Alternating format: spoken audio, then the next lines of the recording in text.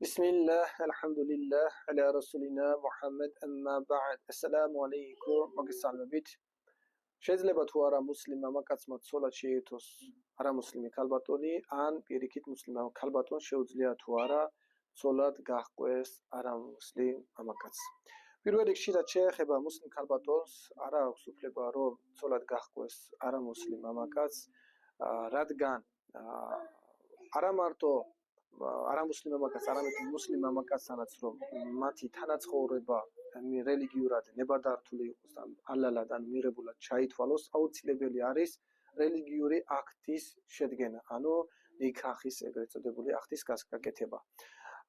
და ერთ-ერთი პირობა არის მუსლიმ ქალბატონის შემთხვევაში, რომ მამაკაცი უნდა იყოს მორწმუნე მუსლიმი პიროვნება. ასეთ შემთხვევაში ის პიროვნება, რადგან მუსლიმი არ არის, მათი აქტის შედგენაც არის მიუღებელი და ასეთ შემთხვევაში ამ ქალბატონის ცოლად გაყოლა ჩაეთვლება, ან ცოლად გაყოლა და მათთან იმ პიროვნებასთან თანაცხოვრება ჩაეთვლება რუშობაში.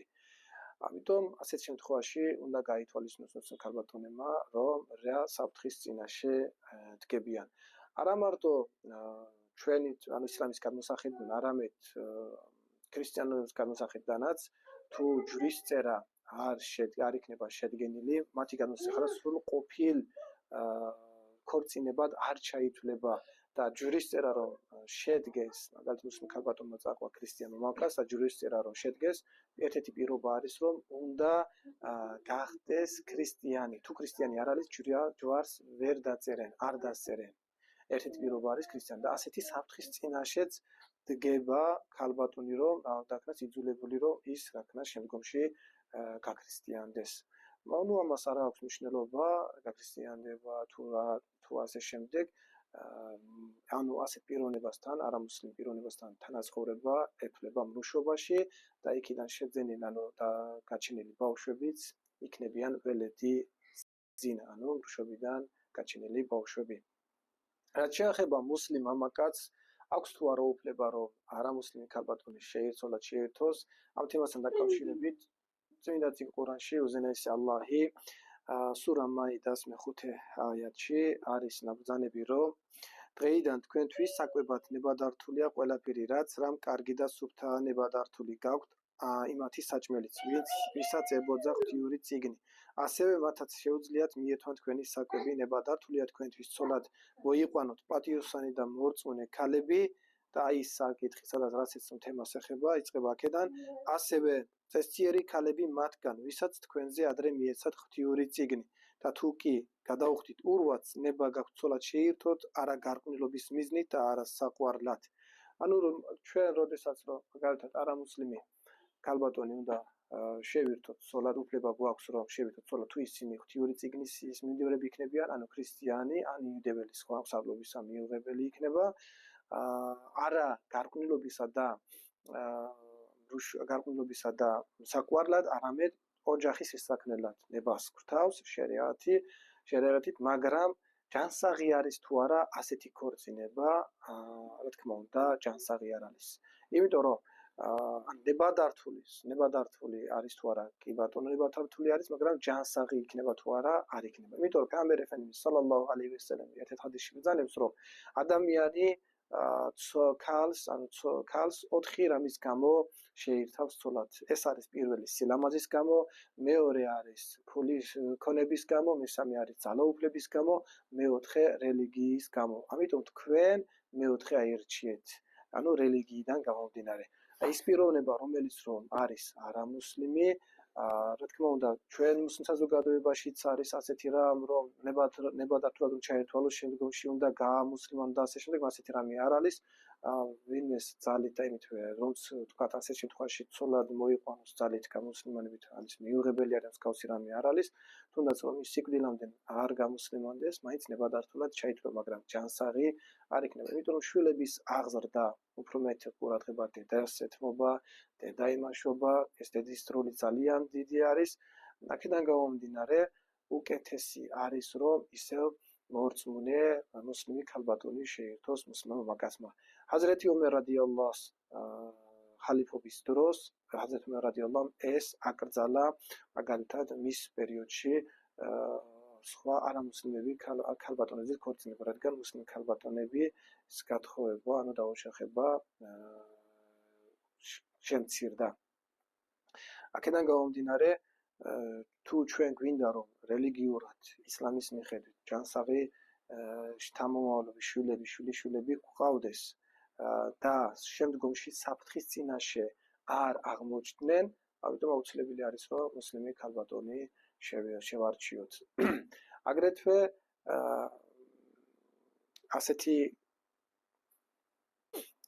ასეთი შემთხვევებიც არის, რომ მაგალითად ჩვენც რამდენი, ანუ მამაკაციც რამდენად რელიგიურები ვართ, ხო? აი თუ ჩვენ არ ვემსახურებით, ანუ არ ვლოცულობთ, არ ვკითხულობთ, არ ვმარხულობთ, აგრეთვე ჩავდივართ სხვა აკრძალულებს, ალკოჰოლის სასმელი იქნება და სხვა ჰარამი აკრძალული საქმეებს ჩავდივართ, ჩვენ ქორწინება ასეთ პიროვნებასთან არაფერს არ შეცვლის. ჩვენ რელიგიურად უნდა ვიყოთ ღვთისმსახურნი, რომ იმ პიროვნების ქალბატონისთვის ვიყოთ სამაგალითო, ხო? ზოგჯერ ადამიანს რომ მაგალითად ჭეშმარიტება დაინახოს, სჭირდება ახსნა, ზოგს სჭირდება მაგალითის ჩვენება, რომ რაღაცით დაინტერესდეს და მიიღოს ის სარწმუნება სრულყოფილად მიიღოს ჭეშმარიტი გზა დაინახოს. ამიტომ თუ ჩვენ რელიგიურები არ ვიქნებით, ასეთ შემთხვევაში ჩვენს ასეთ ქორწინებას ზიანის გარდა შემდგომში არაფერი არ ექნება. და ასეთ ოჯახებში ძალიან ხშირად ხდება, რომ მაგალითად ბავშვი როდესაც იბადება, ანუ როგორ უნდა აღიზარდოს, ასეთი მშობლების ასეთ პერიოდის დროს ამბობენ, რომ გაიზრდება და მან თვითონ გადაწყვიტოს. ანუ ნახე პირველი საფრთხე საიდან წამოვიდა, გაიზრდება. აი რომელი დაწესებულება არის, თქვათ ეს იქნება სკოლა და სხვა საგანმანათლებლო დაწესებულება, რომელიც რომ ამბობს ასეთი რამე არის, რომ გაიზარდოს 18 წლამდე და მან გადაწყვიტოს სკოლაში ივლის თუ არა, ან ამ ცოდნას განათლებას მიიღებს თუ არა, ხო? ასეთი რამე პრაქტიკაში ლოგიკურად შეუძლებელი მიუღებელი არის, ხო? თუ ჩვენ რელიგია, ანუ ჩვენ ისლამში არის, როდესაც ბავშვი წამოიზრდება, 7 წლის ასაკში უნდა დავაწყობიოთ ლოცვა, კითხვა, რადგან ის რელიგიურად აიღიზარდოს, შემდგომში რომ არ გაუჭირდეს. რადგან ის პიროვნება, როდესაც უკვე გაიზრდება 18 წლისა, თუნდაც რომ მსგავს სიტუაციაში არ იყოს აღმოჩნდა მუსლიმანურ დედმამა მუსლიმები იყვნენ, ასეთ ადამიანის ან თქვათ ლოცვაზე, კითხვაზე დაყენება ძალიან ძნელი იქნება და შეუძლებელი იქნება. და მით უმეტეს ასეთ სიტუაციაში, ანუ ვერაფერი როდესაც ვერ დაინახა ეს მამისაგან, არაფერი არ იქნება ნასწავლი, ის გარემოცვაში, რა გარემოცვაშიც მოხდება, იმას აერჩევს, რაც რომ მას გაუვადვილდება. აი ნახეთ, პირველი შეცდომა და პირველი საფრთხე საიდან წამოვიდა? გაიზრდება და შემდეგ მან გადაწყვიტოს. ესე იგი ჩვენ პირდაპირ თანხმდებით იმაზე, რომ აი მამა მე რა აზრზეც მე რა სარწმუნოებას ვარ, არის ეს არის არასწორი ან ეჭვში ვარ, რომ მან იგიქნას. ანუ თითქოს ტოლერანტური თანასწორუფლებიანობას დაიჭიროს, მაგრამ ეს არის მიუღებელი. აქედან გამომდინარე, რელიგიურად კიდევ ერთხელ შეიძლება ნებადართული იყოს, მაგრამ ჯანსაღი იქნება თუ არ იქნება, აი ამ შემთხვევაში ჯანსაღი არ იქნება. ამიტომ უნდა გავითვალისწინოთ ის, რომ ჩვენი შემდგომი თაობა და შვილები რა მდგომარეობაში იქნებიან, ძალიან ბევრი ოჯახი, აი ცოლის გამო, როდესაც რომ რადგან ქრისტიანი იყო, არამუსლიმი იყო, ამის გამო ძალიან ბევრმაც კი მათ რელიგიაზე, ანუ ქრისტიანობაზე გადავიდნენ. ალლაჰმა ისლამის ჭეშმარიტი გზით გვაცხოვროს და არ აგვაცინოს. ალჰამდულილაჰი რობილ ალემინ.